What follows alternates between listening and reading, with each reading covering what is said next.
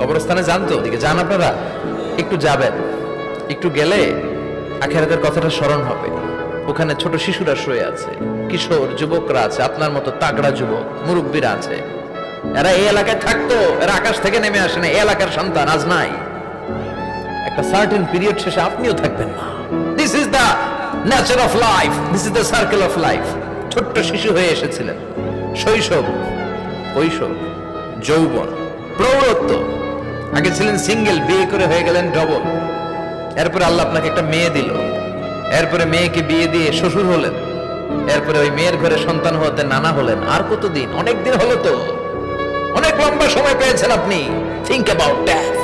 এবার যাওয়ার কথা ভাবেন, আখিরাতের সামানের কথা ভাবেন, ফিরে যেতে হবে। কি শক্তিশালী যুবক, বার্ধক্য চলে আসলে লাঠি ছাড়া চলতে পারে না।